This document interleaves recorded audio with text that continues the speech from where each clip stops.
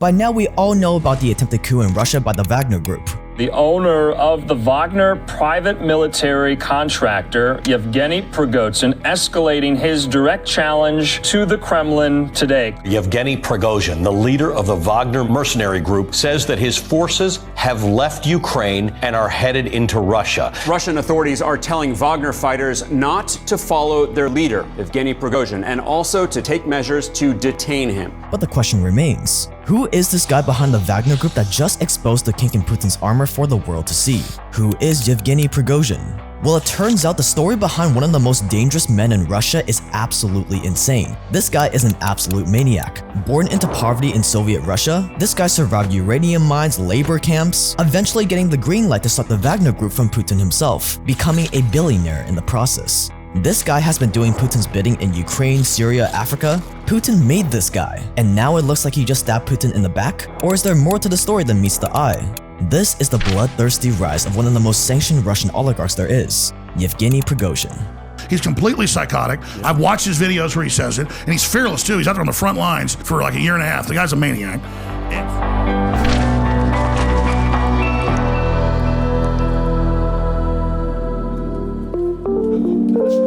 Really fast, guys, if you're constantly exposed to smog and pollutants like how I was in New York City recently, then you are definitely shortening your life. But thankfully, longevity research has made a lot of strides lately, and researchers like Dr. David Sinclair have been discovering real ways to mitigate or even slow down aging altogether. And that is why I take Verso Cell Being. Verso is a company that translates these scientific breakthroughs into products that hold the potential to increase your longevity. And Cell Being does that by increasing something called NAD+ in your body. NAD+ is an extremely important molecule that improves your metabolism, repairs damaged DNA, and increases energy production in your brain, immune system, and muscles. But as you grow old, your NAD levels go down, so you want to supplement it. The problem is you can't take NAD+ as a supplement because it's too big for your cells to absorb. And that is why Cell Being contains something called NMN, resveratrol, and TMG. These three molecules work together to increase your NAD levels more than just taking them individually on their own. And that is why I take this stuff every day. I'm super picky about what I put in my body, but thankfully, Verso publishes third-party testing on their website for every single batch, so you know exactly what you're getting. I can't recommend them enough, and you can get 15% off by going to ver.so/JakeTran with the link below when you use code JakeTran. So go to ver.so/JakeTran with code JakeTran for 15% off with the link below. Thanks to Verso for sponsoring this video.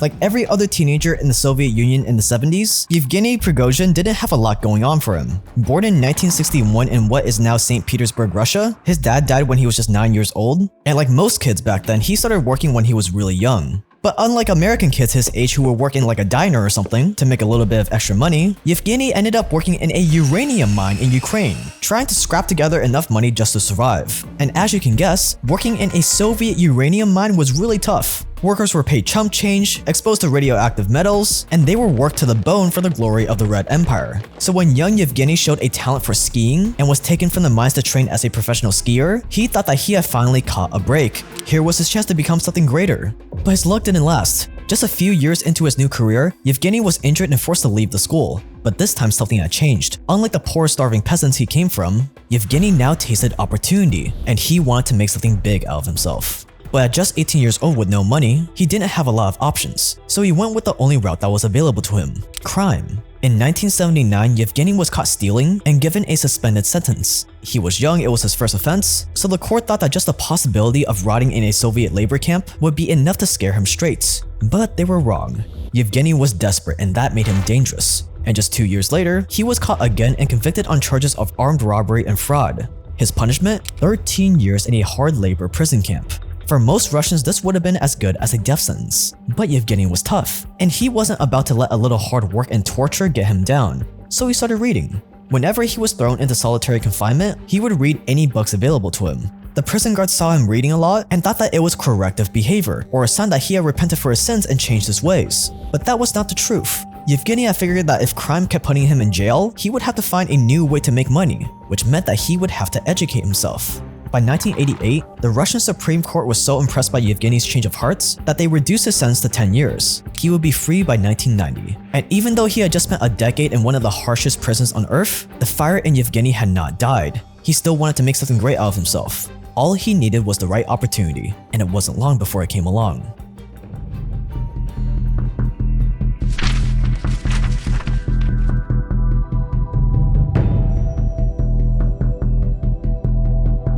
even in Soviet Russia, being an ex-con had its downsides. No one was looking to hire someone who had just spent 10 years in jail. So Yevgeny was forced to settle for a dead-end job, selling hot dogs in an open-air market in St. Petersburg.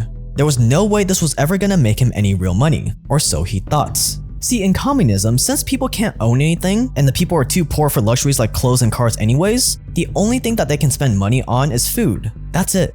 And in 1990, the Soviet government forced St. Petersburg residents to start rationing their food again. Instead of just being able to buy what they needed, they could only buy food with coupons that restricted what and how much food they could buy. So when the rationed food inevitably wasn't enough, the parents would send their kids out to buy whatever they could from the streets. And that just so happened to be Yevgeny's hot dogs. Soon, quote, the rubles were piling up faster than his mother could count them, end quotes. And within just a few years, Yevgeny expanded his hot dog empire to have more than 100 kiosks all over the city, earning him his very first $1 million. Now, growing your own hot dog empire is already really impressive in itself. But what's extra impressive is that Yevgeny did this in Russia during the 90s, which was an insane time.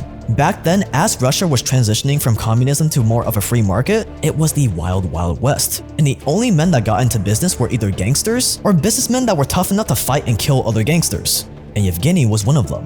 This guy was as tough as they come. And soon his hot dog empire was just not enough. With the Soviet Union's collapse in 1991, Russia had turned into a hotbed of opportunity. People started making more money, and Russians were finally able to be interested in stuff other than just work and survival, which meant that anyone opening up a clothing store, a toy shop, or selling any sort of new consumer product was raking in the big bucks, and Yevgeny wanted in. So in 1995, he partnered with the owner of a grocery store chain to open up a brand new type of restaurant in St. Petersburg, a restaurant that would bring him into contact with Russia's elites, including one man that would change the course of his life forever.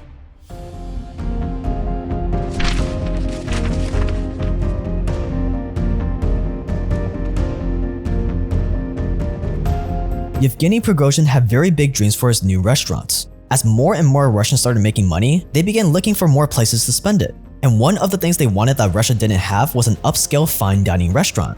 According to Yevgeny, his patrons wanted to see something new in their lives and were tired of just eating cutlets with vodka. Young, wealthy Russians wanted to drink, party, and dine like their European neighbors, so Yevgeny gave the people exactly what they wanted. He converted an old boat into a floating restaurant that quickly became St. Petersburg's most fashionable dining spot. The restaurant became so famous that eventually, even Vladimir Putin started bringing foreign dignitaries to eat there. Putin loved the restaurant so much that he even celebrated his birthday there in 2003, and Yevgeny Prigozhin was always nearby doing his best to make a good impression, and it worked. According to Yevgeny, Putin liked his style. Quote, "The president saw how I built my business starting from a kiosk. He saw how I was not above serving a plate," end quotes. By the mid-2000s, Yevgeny opened a catering company focused on government contracts. And thanks to his connections and popularity, he eventually started supplying food to the Kremlin, earning his nickname Putin's Chef. And considering the number of people and countries that wanted to poison the Russian government every chance they got, getting this job was proof of just how much Putin trusted Yevgeny. By the early 2000s, Yevgeny Prigozhin believed that he had finally made it. He was trusted by Russia's elite. In 2012, he had received a contract to supply the Russian military with food for $1.2 billion, so somewhere around this time period, Prigozhin became a billionaire, and life just couldn't get any better. But then, Russia invaded Crimea in 2014, and suddenly, a whole new world of possibilities opened up for Putin's chef.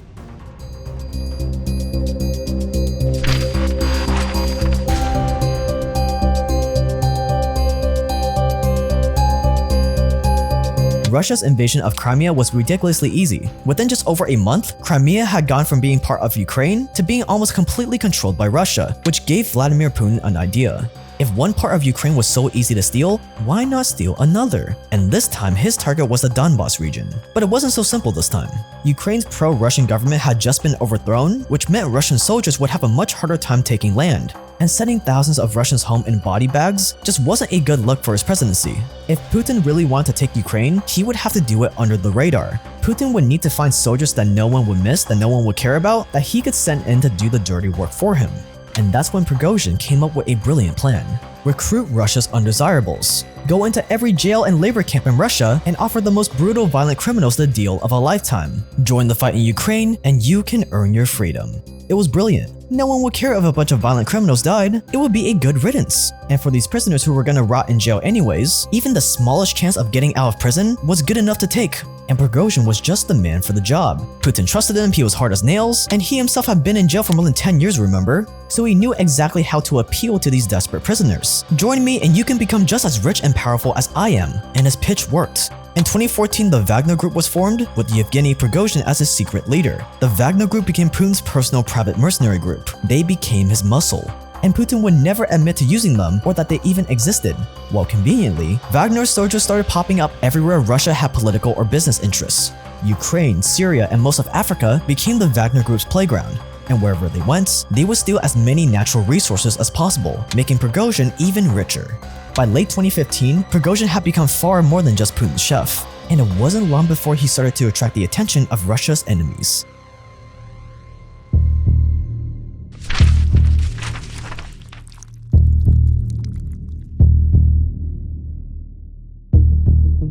Prigozhin was quickly becoming one of the richest, most influential oligarchs in Russia. In 2016, he helped Putin interfere in America's presidential elections through another company he founded. And even though Prigozhin never admitted to being the leader of the Wagner Group, most of the West knew that he was. So he became one of the most sanctioned Russian oligarchs out there. His businesses were sanctioned, he was sanctioned, even his mother was hit with sanctions from the West. It was an all-out financial war against Putin's right-hand man. It even reached the point where Prigozhin was added to the FBI's 10 most wanted fugitives list with a $250,000 bounty. Prigozhin was the guy that Putin could count on to do his dirty work. So when Russia invaded Ukraine again in 2022, who else did Putin call up but his old friend Prigozhin? Wagner mercenaries were sent into Ukraine to assassinate the presidents. And when that didn't work out, they stayed behind to help Russian soldiers fight on the ground, which sent Prigozhin to the front lines. In 2022, he finally admitted to being the leader of the Wagner Group and used that publicity to start recruiting even more prisoners into his ranks. His argument? If the prisoners didn't fight, Russian kids would be forced to.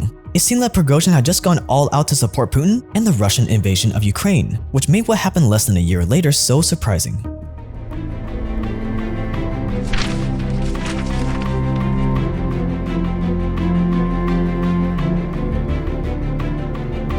According to Prigozhin, his march on Moscow on June 23, 2023 was never a coup. According to him, it was a protest to remove military officials responsible for lying about the war in Ukraine. But that didn't matter. To the rest of the world, it looked like Prigozhin was taking on Putin directly. Wagner soldiers were leaving their posts in Ukraine and launching an attack on the Kremlin. But if that was really the case, it raises a lot of questions. Putin and Prigozhin have been friends and allies for years. Prigozhin had obviously proven his loyalty to Putin even while Putin was taking out Russian oligarchs all over the world. So why would Yevgeny publicly betray Putin? Had he planned the coup with Putin to get rid of Russian military leaders he didn't trust? Did the CIA pay Prigozhin to do it? Or was Prigozhin simply stirring the pot to see just how much support he could get for taking out Putin? And why was the head of Belarus the one that brokered the deal for Prigozhin to be exiled to Belarus, a pro-Russian country with deep ties to the Kremlin? And why was it reported that Prigozhin is apparently back in Russia less than 2 weeks after the incidents? And if this was an actual case of mutiny, you can guarantee that Prigozhin is gonna get assassinated, or that Putin is gonna get assassinated for showing weakness,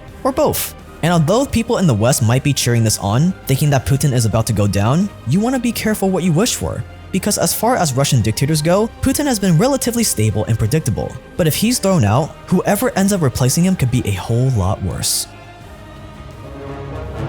While the Wagner Group has been fighting Russia's secret wars, the US has also been fighting their own secret war, in a country far, far away, in a country that most of you have never heard of. And this secret American war is arguably way worse than Ukraine. 377,000 people have died, 60% of which died from starvation, unsafe drinking water, or not being able to get medical care. A war that some call the greatest humanitarian crisis on the planet right now. And yeah, we never hear about this war on the news. Why? Because unlike Ukraine, in this war, America is clearly the evil ones. So the powers that be would rather you not know about it. And what war is this? The war in Yemen. The war in Yemen has been absolutely brutal, and it's still happening right now as we speak. And America is involved for one reason and one reason only: to keep the Saudi royal family happy. And we expose all of America's misdeeds in the Yemen war in our new private documentary that is definitely too spicy to be posted publicly. In fact, it's already age restricted, and you can watch it right now by clicking the card on the screen. Click the card on the screen to watch now.